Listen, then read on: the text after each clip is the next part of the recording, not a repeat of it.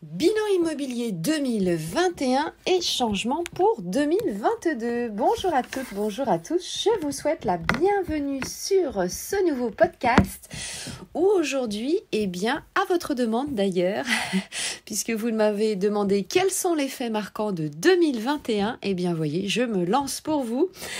Je vous crée ce podcast et nous allons parler en même temps des changements pour 2022. Allez, j'espère que vous êtes prêts et nous partons évidemment sur ce vaste sujet. Et oui, c'est vrai, lorsque nous sommes investisseurs, lorsque nous sommes acquéreurs, c'est vrai, c'est important aussi en fin d'année de faire un bilan et aussi anticiper sur 2022. Alors bien sûr, je vous invite à anticiper beaucoup plus loin puisque vous le savez, lors de mes nombreux lives et rooms sur Clubhouse, je vous fais réfléchir bien sûr. Nous entrons un peu dans un domaine, on va dire, de science-fiction, c'est vrai, mais vous le savez, le gouvernement nous fait réfléchir aussi sur de nombreuses années. Donc, investir, vous gardez, je vous le rappelle, un bien immobilier en moyenne entre 7 et 8 ans.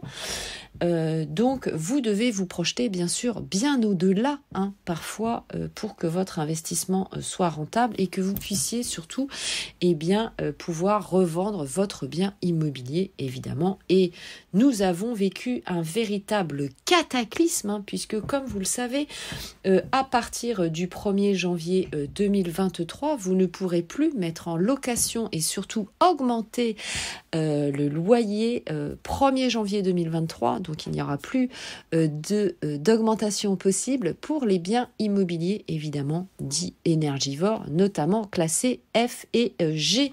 Donc, beaucoup d'entre vous se détournent de ces biens immobiliers. Et donc, c'est aussi le bilan, on va dire, de cette fin d'année. Alors, sachez qu'il y a également un report pour interdire de louer les biens immobiliers classés E en 2040, donc de 2034 à 2040, c'est un report.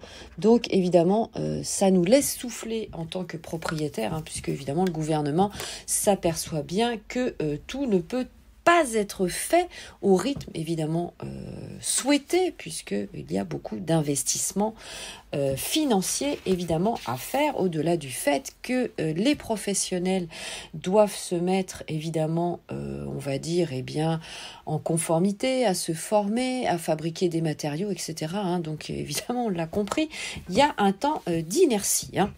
Allez, repartons sur le bilan immobilier 2021 avant d'enclencher évidemment sur cette nouvelle année d'ici quelques jours.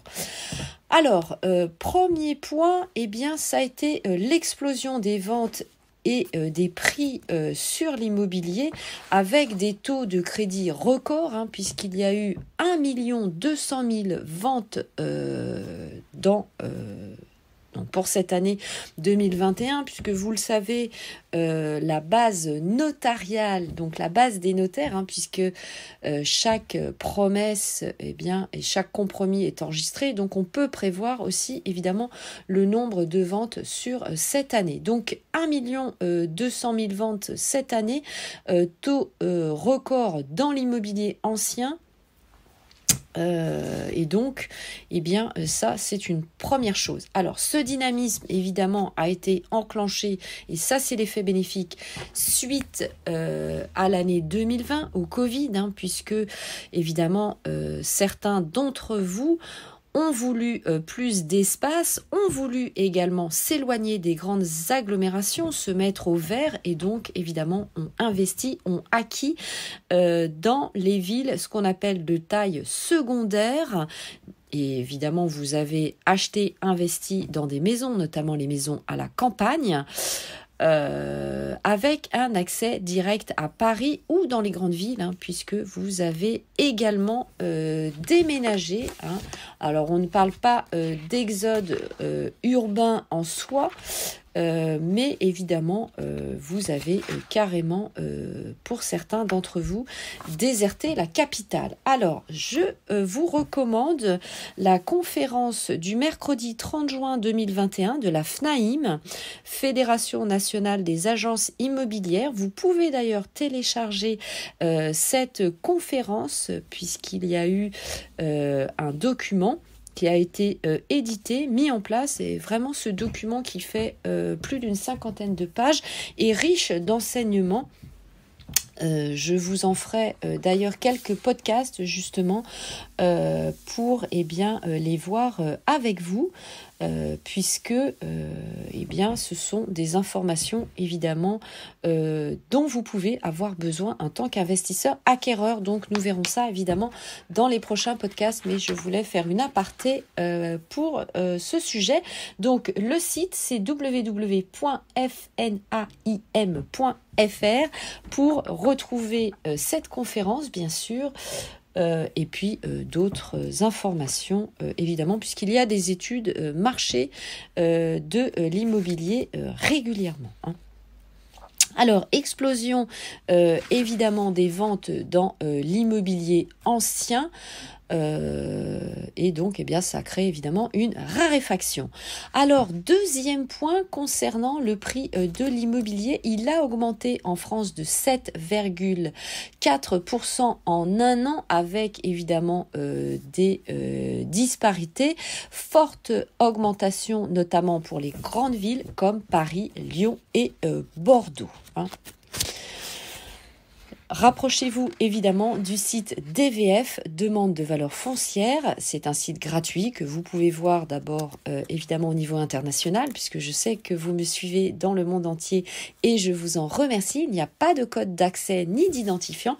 C'est entièrement gratuit pour retrouver le prix du mètre carré dans la ville où vous souhaitez acquérir et investir si vous souhaitez des détails plus locaux. Alors, concernant les taux de prêt immobilier, vous savez que les conditions ont été excellentes cette année pour emprunter toute l'année. Donc, la moyenne a été stable, notamment avec 1,05%. Donc, voilà, avec des niveaux historiques de 0,90 sur 25 ans ou 0,52% sur 15 ans. Donc vraiment, ça a été une opportunité pour vous, ce qui vous a permis bien sûr de voir votre capacité d'emprunt augmenter en 2021. Donc ça, c'est plutôt une bonne chose. Néanmoins, vous savez que pour obtenir votre crédit immobilier, vous devez remplir des critères recommandé par le Haut Conseil de la stabilité financière, le HCSF, sur 3 points. 1. Votre taux d'endettement maximum doit être de 35%, assurance emprunteur comprise. 2. La durée de votre prêt immobilier doit être limitée à 25 ans. 3. Avec un effort demandé sur un apport personnel, bien sûr, de manière générale. Certains d'entre vous ont des accès et des critères différents, mais tout va dépendre évidemment de votre profil emprunteur. Donc, vous avez déjà enregistré des podcasts sur ce sujet, donc n'hésitez pas à aller les écouter et revenir vers moi, bien sûr, si vous avez des questions. Alors, par contre, en 2022, il est possible que ce soit toujours un peu difficile d'obtenir votre crédit sans apport. Donc, évidemment, je vous recommande de vous créer une épargne et de soigner votre profil emprunteur. Donc, il est estimé un taux de 20% d'entre vous qui pourront avoir un dossier qui va sortir en dehors de ces critères. Donc, vous voyez, rien n'est impossible, mais bien sûr, soignez votre profil. 4e point, vous le savez, à partir du 1er janvier 2021, le DPE, le diagnostic de performance énergétique, a changé, et notamment les classes énergétiques. Donc pareil, je vous recommande le document mis en ligne de la FNAIM, Fédération nationale des agences immobilières, sur le site www.fnaim.fr.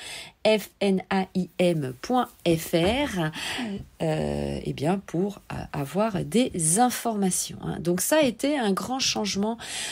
Évidemment, ça a mis un peu la pagaille, vous le savez, puisque il y a eu une suspension après quelques semaines de ce diagnostic de performance énergétique.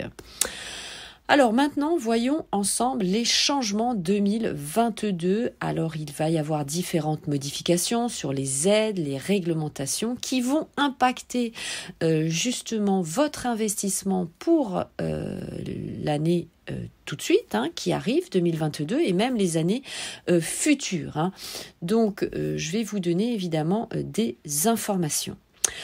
Alors, si vous êtes notamment primo-accédant ou n'ayant pas acquis votre résidence principale depuis 2 ans, il y a la prolongation du PTZ, donc du prêt à taux zéro, qui est au moins prolongé jusqu'à fin 2022. Je pense que c'est vraiment un dispositif qui va être reconduit d'année en année pour vous permettre justement d'acquérir sous certaines conditions et selon certaines zones géographiques. Donc bien sûr, vous avez les cartes sur Internet. Donc, ça vous permet d'avoir, comme son nom l'indique, un crédit à taux zéro dans un achat immobilier neuf dans les zones tendues ou si vous souhaitez acquérir un logement ancien avec travaux dans des zones moins tendues. Donc, vous aurez bien sûr toutes ces informations sur Internet, sur PTZ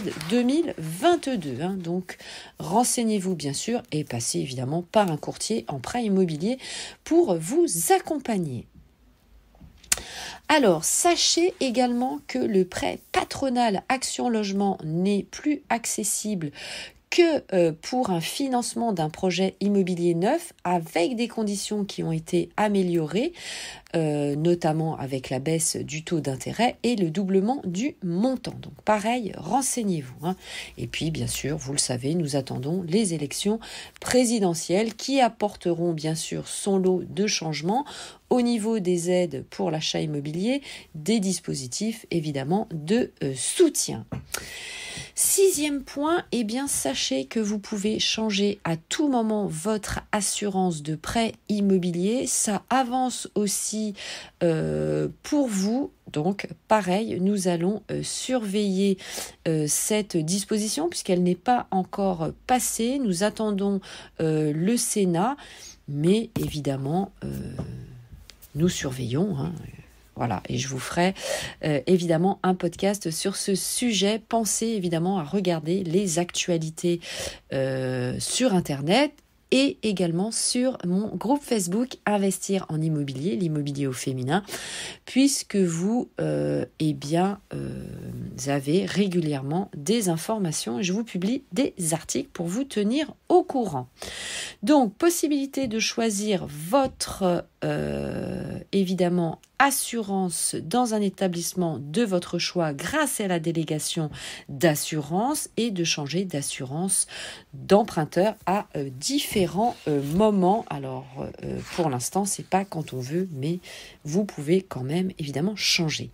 7e point, attention, il va y avoir une baisse de l'avantage pour la loi Pinel et la prolongation d'autres dispositifs immobiliers comme la loi de Normandie et la loi Censi-Bouvard qui ont été reconduites. Alors, prolongation de la loi Pinel jusqu'à fin 2024 avec une dégradation des avantages fiscaux à partir de 2023 et le nouveau dispositif s'appelle le Super Pinel 2023. Attention bien sûr à la loi Pinel puisque vous savez que très souvent le prix du mètre carré est vendu beaucoup plus cher et que, si votre situation change, vous ne pouvez pas louer à n'importe qui comme locataire, vous ne pouvez pas donc mettre le prix du loyer que vous souhaitez. Donc, soyez vigilants bien sûr sur cet investissement. Vous le savez, nous en avons déjà parlé.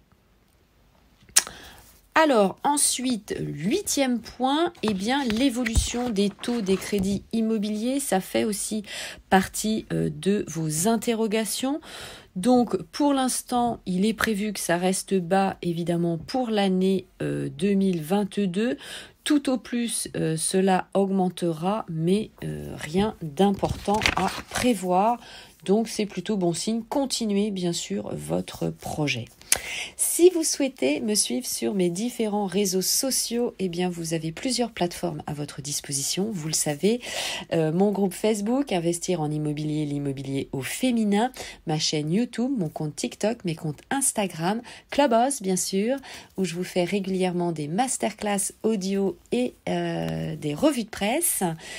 Et puis, eh bien, vous avez les podcasts où vous pouvez également me poser des questions. Je vais vous poser une question à la fin de ce podcast.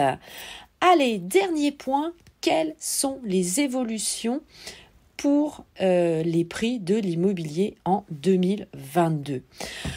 Alors, le marché de l'immobilier commence à s'essouffler dans différents secteurs géographiques, pas tous bien sûr, malheureusement, puisque certains sont inaccessibles pour nombreux d'entre vous. Donc, évidemment, c'est pas toujours évident. Donc, pour ça, regardez évidemment le site DVF, Demande de valeur foncière, pour bien connaître le prix du marché. Et puis, bien sûr, pourquoi pas, si vous souhaitez investir des marchés de report, comme notamment l'investissement d'emplacements de parking, de box, de caves, de vignes, de forêts. Vous avez bien sûr de nombreux biens immobiliers et ça, évidemment, je vous en parlerai dans des prochain podcast, puisque je vais vous faire plusieurs sujets là-dessus. Vous avez également les replays sur Clubhouse que vous pouvez écouter, puisque je vous ai fait plusieurs lives sur ce sujet. Allez, c'était tout pour ce podcast, plus long que d'habitude, mais c'est normal, puisque nous avons parlé aujourd'hui du bilan immobilier de l'année 2021 et des changements de 2022.